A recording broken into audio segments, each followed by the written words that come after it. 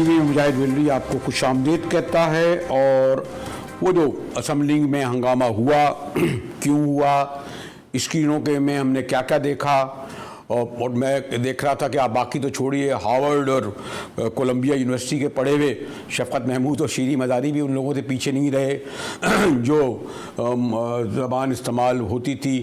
खैर आज आपने देखा कि पता नहीं ये क्यों शुरू हुआ, क्यों ख़त्म हुआ, इस पर कभी अलग गुफ्तगू होगी। आज मैं सोचा कि इसमें मीडिया क्या रोल अदा करता है, कितनी ज़िम्मेदारी का सबूत देता है, और उससे भी बड़ा सवाल ये है कि मीडिया अगर आज़ादी चाहता है तो किसके लिए, किस लिए। थोड़ा सा मेरा भी इस जश्न-ए-वर्दी में वक्त गुजरा है, लेकिन इससे पहले कि मैं मीडिया पर के बुनियादी सवाल पर आऊँ, और अफसोस होता है कि आज की ख़ास तौर पर जो इलेक्ट्रॉनिक चैनल जो हमारा आया है, स्क्रीनों का मीडिया, उसे इल्म नहीं कि आज सुबह ख़ासे अरसे से बीमार थी हमारी सहाफ़त की एक बहुत बड़ा नाम शीन फ़र्रुख रुखसत हुई। अतिया दाऊद ने कहा कि बीमार तो कई दिन से थी, लेकिन आज सुबह उसकी इनकी आँखें बंद हो गईं। और अखबार ख़वातीन की एडिटर, और बड़े उस ज़माने में पाए कि रज़िया भट्टी, शीन फ़र्रुख, पूरा कोई नाम भी नहीं, फिर अभी अल्लाह ने ज़िंदगी दे, ज़ुबैदा मुस्तफ़ा, एक क्रीम थी।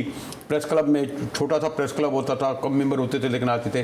तो हम लोग यानी मीडिया के लोग अपने लोगों को इस तरह याद नहीं करते हैं। मुबश्शिर बिल्कुल सर, ऐसा ही है। और खैर कोविड भी है और बहुत से जर्नलिस्ट कोविड के बायस भी जाँ बाग हुए हैं, तो लेकिन याद ज़रूर करना चाहिए। मेरे ख्याल में जो मीडिया में सबसे ज़्यादा अगर तनज़्ज़ुल आई है वो इसी बात पर आई है कि अपने सीनियर से सीखना छोड़ दिया है लोगों ने।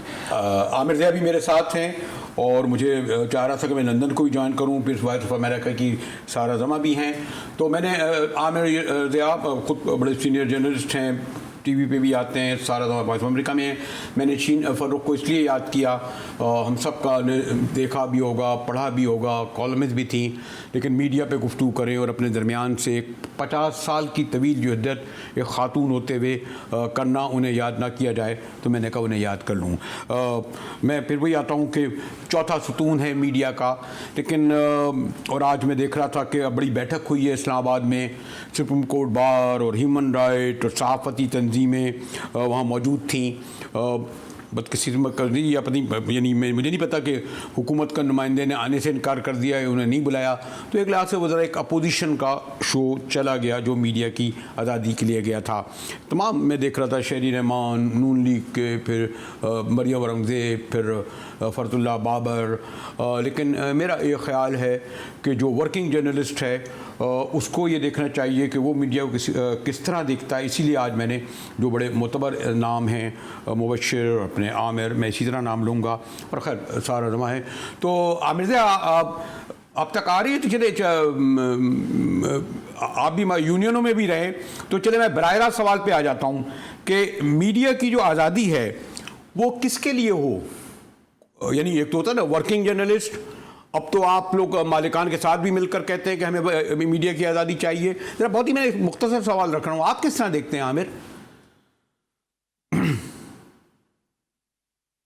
जी? मैं समझता हूँ कि हमारे यहाँ यकीनन आप देखते हैं कि बहुत शोर शराबा है मीडिया की आज़ादी के हवाले से, और मैं समझता हूँ लेकिन हालात जो है मतलब इतने बुरे भी नहीं है कि हम हर वक्त एक मातमी फज़ा में हैं, और सहाफ़ियों के लिए हालात कभी आइडियल भी नहीं होते हैं। ये आज़ादी सहाफ़त की जो जिद्दोजहद है वो हमेशा जारी और सारी रहती है, लेकिन हमें देखना ही चाहिए कि माजी के मुकाबले में क्या हम आज आगे बढ़े हैं या हम पीछे हटे हैं। अच्छा। और अगर हम अपना मुआवजा करें जोग्राफियाई मतलब है अपने जो रीजन है उसमें हम दीगर ममालिक से मुकाबला करें, तो हम देखेंगे कि जिस रीजन में रहते हैं वहाँ हमारा जो है उसका क्या वो है हिसाब किताब है। पहले तो अगर मैं तारीखी वाले से बात करूँ, मुजाहिद साहब आप उससे ज़्यादा वाकिफ हैं कि 1960-70 की तिहाइयाँ याद करें, 80 की करें, 90 की करें, तो हम आगे बढ़े हैं। हमने उस चीज़, यानी टेक्निकली आगे बढ़े आप ये कह रहे हैं। मैं तो ये प्रोफेशनली आपको कहूँगा, आपको मैं तहरीक के हवाले से कहूँ, वाइब्रेंट हो गया है हमारा प्रेस, ज़्यादा कैंडिड है, खुद के बात करता है। अगर आप, मैं कहता हूँ भुट्टो मरूम के ज़माने से याद करें, तकाबुल करें, ज़िया-उल-हक के ज़माने से करें, नवाज शरीफ के दौर से करें, तो हम इस लड़ाई में आगे बढ़े हैं। अच्छा, दूसरी बात ये जो सबसे अहम है कि आप अपना मुआवजा अमेरिका और बरतानिया से तो नहीं करेंगे, आप अपने रीजन से करेंगे, बड़े सगीर से करेंगे। तो भाई बड़े सगीर में हम सबसे बेहतर हैं, ईरान, अफगानिस्तान, भारत, चीन। आप अगर मशरक़ वुस्ता देख लें उठाकर, 50 ज्यादा मुस्लिम ममालिक हैं, हमसे कौन सा मुस्लिम मुल्क बेहतर है आज़ादी सहाफत में? 50 ममालिक से ज्यादा। हम अगर देखें कि जी सेंट्रल एशिया की बात करें, फार ईस्ट की बात करें, तो भाई जिस तरह की हमारी जमहूरियत है गुली लंगड़ी, इस तरह का हमारा समाज है, उसके हवाले से तो हम लोग मतलब है इस जद्दोजहद में आगे बढ़े। लेकिन जैसे मैंने कहा कि आइडियल नहीं है, लेकिन जो हमारे बाद लोग कहते हैं कि हर वक्त एक मातमी फजा है और हमें कुछ कहने की आज़ादी नहीं है, हमें घुटन का शिकार है, वैसा सूरत हाल भी नहीं है। और तो मैं समझता हूँ कि इसको हमें पिंच ऑफ सॉल्ट के साथ रहना चाहिए कि जो प्रोपेगेंडिस्ट अंदाज आ गया है हमारे यहाँ, उससे बढ़कर बात करें। हम मेन स्ट्रीम मीडिया और सोशल मीडिया के दरमियान फर्क को वाजे करें। दोनों अलग अलग प्लेटफॉर्म्स हैं। अच्छा आमिर, क्या खैर मुबशिर, मैं आपको जरा सारा को भी देख लें। हमारे मेज़बान है सारा लम्हा, वैसे वॉइस ऑफ अमेरिका करती हैं, लेकिन यहाँ पाकिस्तान आके भी शो किया और पाकिस्तान के भी हालात और यहाँ पे जो मीडिया के मसाइल हैं, और मैं इस तनाजुर में भी देखना चाह रहा था, शायद मैं BBC वालों से ही पूछता। तो आप किस तरह सारा देखती हैं? यानी आप तो खैर वॉइस ऑफ अमेरिका में, जैसे मैंने कहा, काम करती हैं, BBC में भी हमारे दोस्त रहते भी हैं। वही मसाइल जो हम पाकिस्तान डिस्कस कर रहे हैं कि मीडिया की आज़ादी हो तो किसके लिए हो और क्या हो और उसके क्या हुदूद मुतय्यन हो। यहाँ पे पाकिस्तान के मुकाबले में तो सूरत हाल काफ़ी मुख्तलिफ है। हम जिस तरह के प्रेशर्स हम जानते हैं कि पाकिस्तान में हमारे साथी फेस करते हैं, उस तरह के प्रेशर्स हम नहीं फेस करते।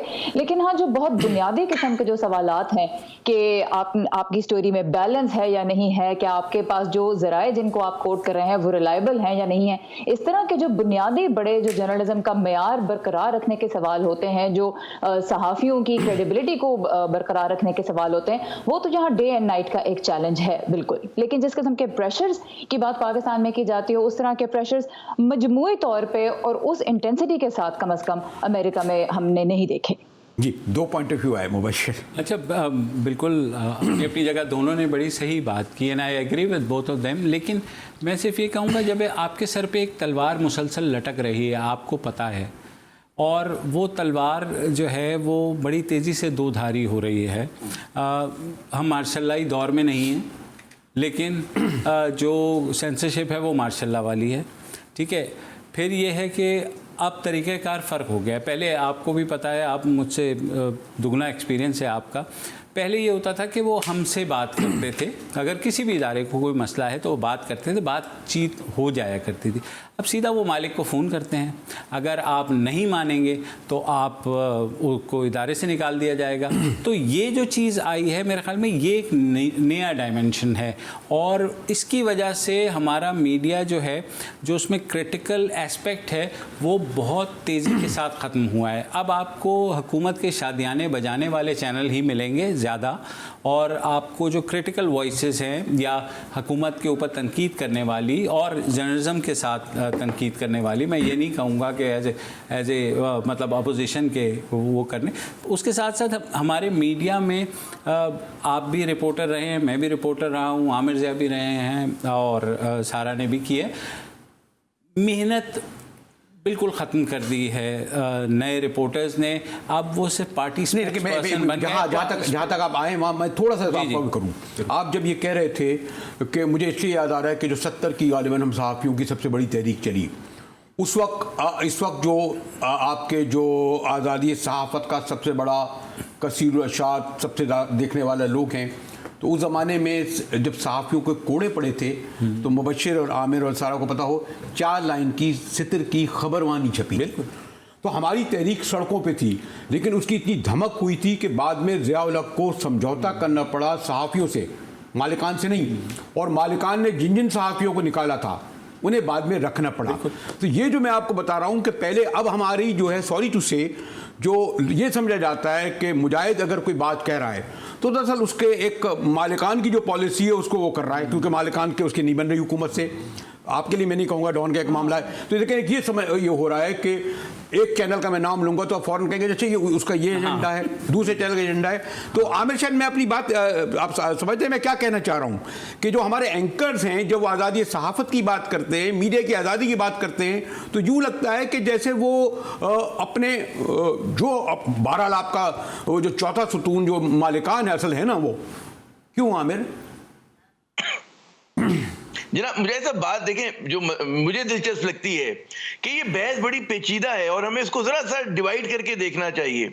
हमारे यहाँ ये जो एंकर पर्सन्स का मसला है, मैं समझता हूँ कि इस पूरे मुल्क के बयानिए को कुछ कहते हैं ना 150-200 लोगों ने अपने पास रकमात बनाया हुआ है।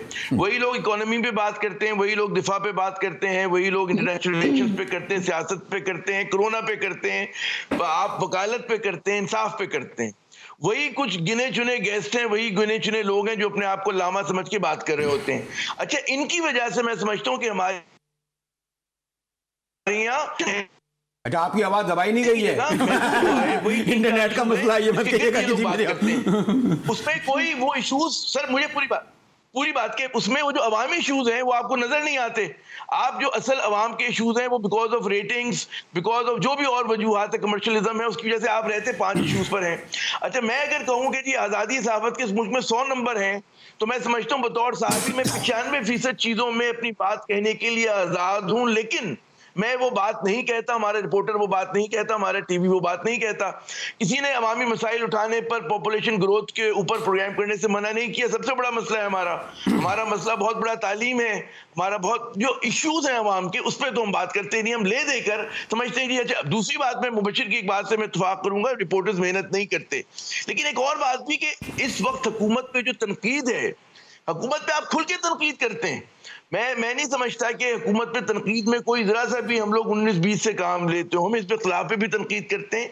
लेकिन जिस तरह दुनिया के कई ममालिक में रेड लाइन्स होती हैं, वो रेड लाइन हमारे यहाँ भी है। वो रेड लाइन हमारे यहाँ बिल्कुल साफ है कि जी मजहबी मामलात पर हमारी एक हसासियत है जो मैं और आप जो है मतलब है कि हमें उसको कन्फर्म करना पड़ेगा और समाज के हिसाब से चलेंगे। हमारा मुल्क हालत जंग में है, सिक्योरिटी के मसाइल हैं, अंदरूनी बैरूनी, उस हवाले से हमें जरा सा हसास होना पड़ेगा। तो ये इस तरह की रेडलाइन तो हर जगह पे, अभी एपी ने, एसोसिएटेड प्रेस ऑफ अमेरिका, मैंने 4-4.5 बरस उनके साथ काम किया है, उन्होंने अपनी एक खातून सहाफ़ी को क्यों निकाला है कि उसने सोशल मीडिया पे ट्वीट्स किए थे जो कि उनकी पॉलिसी के मुनाफी थे। तो दुनिया के हर मुल्क में हर इदारे के कोई ना कोई कवानीन होते हैं। हमने जब रॉयटर्स में काम करते थे, एपी में काम करते थे, तो हम मादर पिदर आजादी के साथ नहीं ना लिखते थे ना बोलते थे, और हमें एक डिकोरम के साथ सोशल मीडिया पे भी जाना होता है।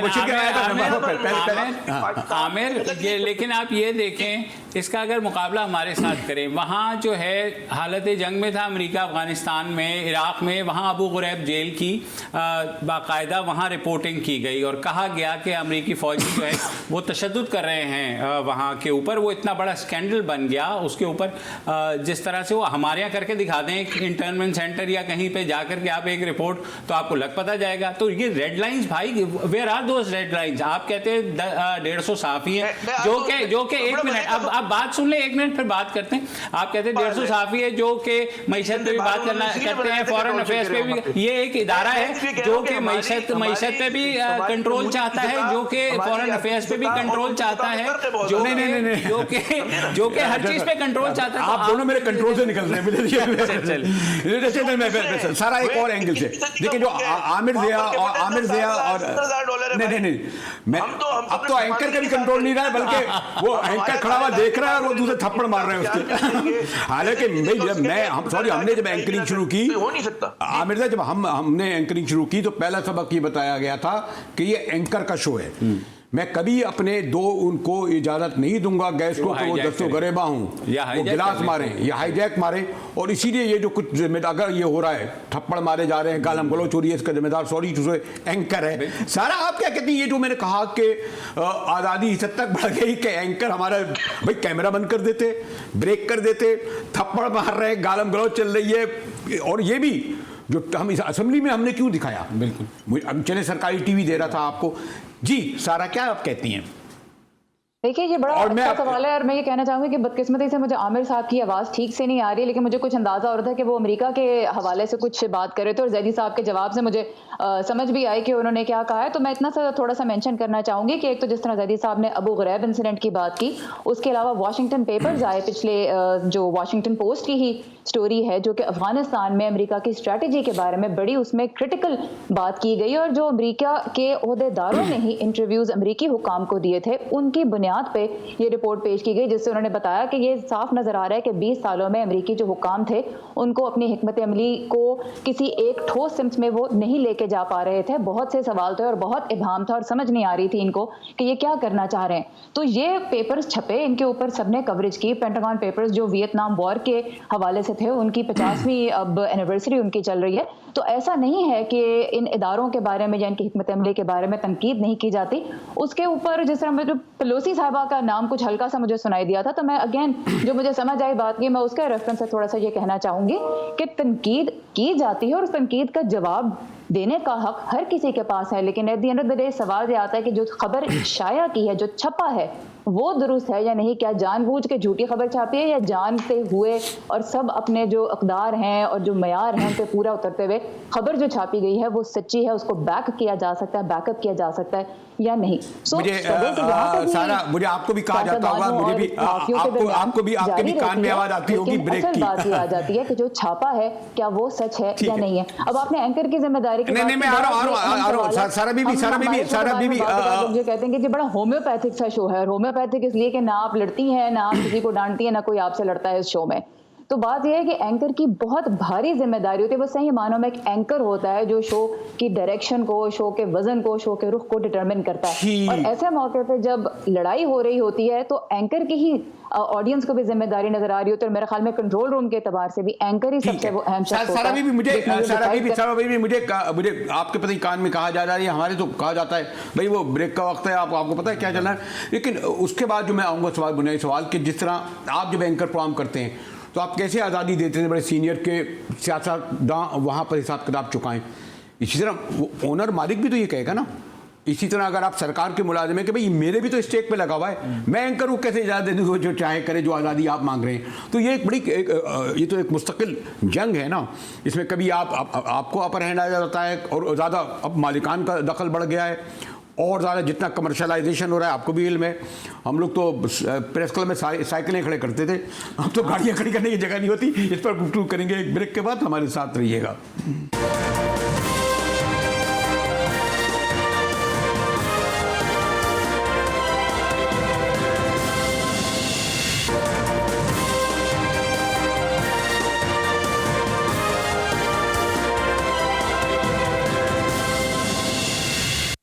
अपने को मुश्किल में डाला है, बड़ा हसास मौजू है और अपने गिरबान में झांकना ज़रा मुश्किल काम होता है। कुछ पे क्रिटिसाइज़ करना बड़ा, हर दुनिया के हालात में भी हम गिरबान डाल देते हैं। लेकिन मुझे ये है कि बड़े सीनियर और सीजनड, यानी आमिर ज़िया भी अब सीनियर हो गए हैं हमारे, तो दोस्त थे, फिर मुबश्शिर ज़ैदी, और खुशी है कि मैं सारा रमा ने भी ज्वाइन किया है हमें। तो सारा ही आपसे मैं ये शुरू करता हूँ। सारा ये जो हम लोग जो लड़ते हैं कि मीडिया की आज़ादी, मीडिया की आज़ादी, तो हमें 70 की दहाई में ज़िया-उल-हक़ का हमने दौर गुजारा, वो उस वक्त समझ में आता था। फिर बाद में जब पॉलिटिकल पार्टीज़ आई, इन्होंने भी कोई कमी नहीं करी, क्या क्या नहीं करा, मैं इसकी तफसील में नहीं जाऊँगा। और आज हम ये रिसेंट भी देख रहे हैं और हम ये कहते हैं जी ये असल में इनके पीछे कोई और लोग हैं जो इस तरह की पाबंदियां लगाते हैं, नामालूम अफराद हैं, कौन हैं। तो आप भी थोड़ा अर्सा रही हैं, क्योंकि अब अमेरिका में क्या करें, आप वहाँ से बैठकर पाकिस्तानी मीडिया को वाकई समझती हैं कि वो इतना जकड़ा हुआ है। देखिए मैं इस जकड़ा हुआ आपसे कह रहा हूँ इतनी दूर से, आपको कैसा नज़र आता है? जी, हम तो आप लोगों से ही पूछते हैं, जानते हैं, समझते हैं, और जो खबरें हम देखते हैं उनसे तो हमें यही नज़र आता है कि मीडिया जकड़ा हुआ है। क्योंकि बात करने की जो आज़ादी, जिसकी बात आप लोग भी कर रहे थे कि जी जब एहतजाज हुए तो खबर की जगह एक ब्लैंक पार्ट छाप दिया गया और वही एक एहतजाज की मिसाल थी। तो एक ट्रेजेक्ट्री में चेंज तो हमने भी देखा है। फिर हम जब रैंकिंग्स भी देखते हैं प्रेस फ्रीडम की, तो पाकिस्तान उसमें नीचे ही हमें नज़र आता है। तो इस बात से इख्तलाफ करना मेरे ख्याल में हक़ाइक़ से मुँह फेरने वाली बात होगी कि अगर हम ये कहें कि नहीं हालात बहुत अच्छे हैं और जो कहना चाहते हैं, जिस अंदाज से खबर लिखना चाहते हैं और कहना चाहते हैं, वो कहने की आज़ादी अगर हम ये कहेंगे तो मेरे ख्याल में हकीकत से मुंह मोड़ने वाली बात होगी। नहीं, लेकिन एक ज़िम्नी छोटा स्पेसिफिक जवाब। मैं अगर आऊँगा तो पहले तो मैं अपने इजाज़त मालिक से लूँगा ना, मैं तो इस्लामाबाद थोड़ी फ़ोन कर रहा हूँ, मेरे तो पहली पाबंदी यहाँ से हो रही है ना। नहीं, लेकिन देखिए यहाँ पे मैं ये थोड़ा सा जानना और समझना भी चाहूंगी कि इजाजत मालिक से लेनी होगी वाली बात जो है, ये इस लिहाज से थोड़ी सी अजीब लगती है कि तमाम ही इदारों में, हम अमेरिका की बात करें, पाकिस्तान की बात करें, एडिटोरियल बोर्ड होता है जो कमर्शियल इंटरेस्ट से जर्नलिस्ट को बचाता है, जो उसके दरमियान एक फायर वॉल का किरदार अदा करता है। तो आमतौर पर तो एक सहाफ़ी के तौर पर तो हम यही तवक्को रखते हैं कि जब एक सहाफ़ी काम करने आता है तो उसने अपने एडिटर से बात करनी है, अपने एडिटोरियल बोर्ड से बहस करनी है, उसको मालिक से बहस करने की कोई जरूरत है नहीं, क्योंकि उसके और मालिक के दरमियान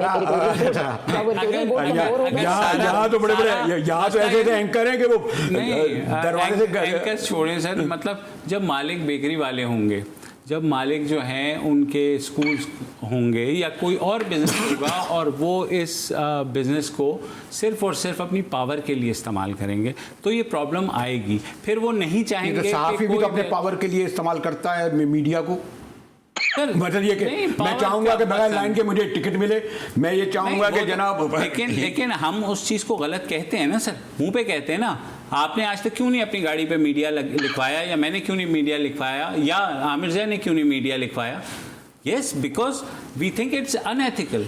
तो हमें एक कोड ऑफ कंडक्ट, हम शायद पुरानी सोच के सहाफ़ी हैं और इसी वजह से पुराना मोबाइल है, नया मोबाइल नहीं है, लेकिन ये कि जब आप देखते हैं कि जो नए बच्चे आ रहे हैं वो विद इन डेज किस तरीके से उनके पास पैसे आ जाते हैं, किस तरीके से उनके पास जो है इन्फ्लुएंस आ जाता है, गाड़ी आ जाती है। नहीं, मराहत क्यों आती हैं? आप मुझे बताएं कि एक सहाफ़ी, जब हम लोगों ने सहाफ़त की, हम बसों पे धक्के खाते थे ना सर, चलें बहुत तीर मारा तो मोटरसाइकिल आ गई, ठीक है, उसके बाद चलें टेलीविज़न आया तो चलें गाड़ी आ गई, ठीक है, गाड़ी भी ऐसी कि वो जो है गाड़ी मुझे सिर्फ ये मसला है सर, देखें दोनों ताली हमेशा दोनों हाथों से बचती है ना। सहाफ़ियों ने भी एक इजी वे ढूंढ लिया है कि ठीक है, किसी पार्टी के आप नैरेटिव के साथ नफ़ी हो जाएं, या आप जो है ठीक है फिर जो इनविजिबल पावर्स हैं उनके आलाकार बन जाएं, तो आपकी ज़िंदगी सुकून में है। फिर आप सहाफ़त छोड़ें, फिर आप पीआर कर रहे हैं ना। मैं देखें, हर इदारे, हर हुकूमती डिपार्टमेंट ने पीआर डिपार्टमेंट रखे हुए हैं। मुझे टीवी पे बैठ के हुकूमत की वाह करने की ज़रूरत नहीं है। आमिर साहब, आपने काफ़ी अर्सा इस्लामाबाद में गुजारा है, जैसे मैंने ये कहा, और मैं भी थोड़ा बहुत मैंने कहा ना कि दशनवरी में रहूँ, चुका मैं थोड़ा सा कंजर्वेटिव हूँ और अपने हुदूद और क़यूद पता है कि जी, पहले ही से पता है कि जी वो मैं उस तरह का नहीं हूँ कि जो दरवाज़ा भी पैर से खोलते हैं एंकर, है ना। और जी आमिर साहब, मुझे ऐसा देखें, ये जो अभी मुबशिर मसाइल की बात कर रहे थे, उसमें है बहुत सारी हकीकत भी है। लैक ऑफ प्रोफेशनलिज्म आया है, हमारे यहाँ कमर्शियल इंटरेस्ट बहुत ज़्यादा बढ़ा है, हमारे यहाँ मुदाखलत भी बढ़ी है, मैनिपुलेशन भी बढ़ी है। मगर ये हर दौर में अपने हिसाब से होता था। मीडिया का एक ज़माने में असर कम था तो वो जो इन्वॉल्वमेंट थी वो कम हुआ करती थी। आज मीडिया का जो रोल बन गया सोसाइटी में वो लार्जर देन लाइफ हो गया है, तो आपको ज़्यादा उसकी धमक महसूस हो रही है। तो इसलिए कहते हैं ना कि कवायद और ज़वाबित की बहुत सख्त ज़रूरत है, लाइबल डिफेमेशन लॉज की बहुत सख्त ज़रूरत है। हमें एक हदूद और क़यूद में, एक किसी फ्रेमवर्क में काम करने की बात की बहस आपस में होनी चाहिए कि कैसे करें हम। हर दुनिया में टेबलॉइड प्रेस भी होता है और जिम्मेदार प्रेस भी होता है, लेकिन उसमें तकसीम हमें नजर आती है। बदकिस्मती से हमारी गलत हो गई है। अच्छा, लेकिन एक हमारी फिक्री मुगालते हैं जो मैं बात करूंगा। हम जब अपने ऊपर हम मातम करते हैं कि यकीनन हमारे बहुत सारे मसाइल, उसका इदराक भी, और हम बात भी बड़ी खुल के करते हैं। हम समझते दुनिया के जो तरक्की याफ्ता ममालिक हैं वहां पर सिचुएशन बड़ी आइडियल है और वहां पर जो है आज़ादी सहाफत का वो आलम है कि उनको हर बात कहने की जो है वो कह सकते हैं, कर सकते हैं। ऐसा नहीं है। मैं अमेरिका की बात करें, आप यूरोप की बात करें, नोम चोम्स्की जैसे जो दानिश्वर हैं, उन्होंने जिस तरह बताया है कि जी मगरबी ममालिक में जिस तरह से मैन्युफैक्चर किया जाता है नैरेटिव को, वो इतना बड़ा भयानक जुर्म होता है कि उसका हम और आप किसी दुनिया के मालिक तसव्वुर नहीं कर सकते। वहां पर अपेरेंटली लगता है कि लेकिन आमिर वहां तो पकड़े जाते हैं ना, आमिर वहां लोग पकड़े जाते हैं। कैम्ब्रिज एनालिटिका का स्कैंडल आया, वो पकड़े गए। आमिर आपको मैं ले आऊं एक स्पेसिफिक एक बुनियादी सवाल, एक बात मुझे मैं एक लाइन में आऊंगा और मैं चाहूंगा आप एक मिनट में जिसका जवाब दे दें। सबसे बड़ी बात यह है कि जो वर्किंग जर्नलिस्टों की एक कलेक्टिव बार्गेनिंग यूनियन होती थी, तंजीम होती थी, वो बड़ी स्ट्रांग होती थी। आपके यहाँ इंडिविजुअल एंकर स्ट्रांग है, सहाफ़ी स्ट्रांग है, वो मुहिम जुई करता है या बार्गेन करता है तो या फरोख्त करता है या खरीदता है, वो उसकी जिम्मेदार तो हमें ना। यूनियन तो आपकी यूनियन जो खत्म हुई, आपकी जो पावर खत्म हुई, हमारे यहाँ तो कोई यूनियन नामी चीज नहीं है, ठीक है ना। इसका जवाब दे दो मैं सारा ऐसा ये हमारा ये कौन है, किसने तोड़ा? जब ज़ियाउल हक के दौर में हमारी तंजीमें कोई नहीं तोड़ सका, जब अच्छा खुशहाली दौर में टूट गया तो इसका जिम्मेदार भी दूसरा। तो देखिए, जब आमिर लैक ऑफ प्रोफेशनलिज्म की बात कर रहे हैं, मैं भी ये बात कर रहा हूँ कि आज का सहाफ़ी सहल पसंद है, वो मेहनत नहीं करना चाहता, वो कमर्शियल इंटरेस्ट को ज़्यादा वो करता है। तो ये क्यों है? क्योंकि जब लोगों ने देखा कि सहाफ़ी जो हैं वो नहीं टूट रहे, तो विद इन फिर लोगों को तोड़ा गया, उनको कमर्शियल बेनिफिट्स ऑफर किए गए ना। उस वक्त क्यों नहीं टूटे? इसलिए कि वो इसलिए कि अक्सरियत में थे। ये इसलिए कि जो सारा ज़बान कह रही हैं कि एडिटर का ऑफिस उस वक्त जिंदा था। नहीं, अब जो है ओनर ही एडिटर है, ओनर ही चीफ एडिटर है, ओनर ही की मर्जी है। और निसार उस्मानी थे, उस वक्त मिनाज बरना थे। अब आज जो है मैं उनका नाम नहीं लेना चाहता, ये वो हैं जो पर्सनल बार्गेन करते हैं, पर्सनल मुहिम जुई करते हैं। बिल्कुल करते हैं ना। तो इसलिए कि मालिकान, आप ये देखेंगे इतने बड़े बड़े अखबार हैं, आमिर को भी पता है, सारा तो शायद बाहर बैठी उन्हें ना पता हो, हमें आपको भी पता है कि खबर मालिक की मर्जी से लगती है कि अच्छा ये तस्वीर लगा दो, ये खबर लगा दो, एडिटर क्या करे? सारा को हम दोनों से ज्यादा पता होगा। सारा फिर भी मैंने कहा इससे पहले कि मैं आऊँ, ये जो मैं हमारे यहाँ एक बहुत पावर होती थी जर्नलिस्टों की, और बाहर भी तंजीमें होती थी। शायद आज जो हम इस तरह जो वावेला कर रहे हैं, मातम कर रहे हैं, उसका सबब ये नहीं है कि हमारी खुद इज्तिमाई आवाज़ नहीं रही, हम अक़लियत में हो गए। अगर आप कहते हैं जो मीडिया नहीं लगाते, वो अक्सरियत में हो गए जो बार्गेन करते हैं, और वही फेस है सामने का। ये बिल्कुल, और उन्हें ऐसा नहीं कहते। सारा ऐसा इस तरह का है मामला नहीं, इस तरह का मामला तो मैंने तो कम से कम ऐसा तजुर्बा नहीं किया कि कोई कहे कि जी ये तस्वीर लगानी है और ये खबर इसलिए नहीं छापनी क्योंकि ये किसी को पसंद नहीं आएगी या इससे कोई बैकलैश आएगा। इस तरह का तजुर्बा मेरा तो नहीं रहा। लेकिन मैं ये कहना चाहूँगी कि इस सारी कॉन्वर्सेशन में एक चीज़ अगर जिसको हम थोड़ा सा और भी अगर शामिल करें, और वो भी एक 2 वे स्ट्रीट है, वो ये है कि अवाम का भी जिस तरह से प्रेस में भरोसा कम हुआ है, और ये हमने मसला अमेरिका में भी देखा है, उससे भी प्रेस के लिए बहुत से चैलेंजेस पैदा हुए हैं। क्योंकि अब अगर आप बात दुरुस्त भी कह रहे हैं, सच भी कह रहे हैं, तो ज़रूरी नहीं है कि आपकी बात को तस्लीम किया जाए और उस सच को माना जाए। अब ये बहुत इस बात का इम्कान है कि आपने सच छापा भी है, तब भी आपको फेक ही कहा जा रहा है, तब भी आपको गलत ही कहा जा रहा है। तो other than the kind of pressures that we are talking about the people are facing in Pakistan, एक प्रेशर या एक कह लें कि एक मसला जिसका हम पाकिस्तान में भी देखते हैं कि बहुत सामना है और अमेरिका में भी देखते हैं कि जर्नलिस्ट को बहुत सामना है, उस काम ने भी, उस चीज़ ने भी मेरे ख्याल में जर्नलिस्ट का काम अब बहुत मुश्किल कर दिया, और ये जो सहाफती आज़ादी की डेफिनेशंस हैं इनको बहुत मडल कर दिया है। इतना मुश्किल कर दिया है कि मैं अब इस वक्त ब्रेक लेना नहीं चाहता था, लेकिन मुझे लेना पड़ेगा। तो हमारे साथ रहिएगा, मिलते हैं एक वक्फे के बाद।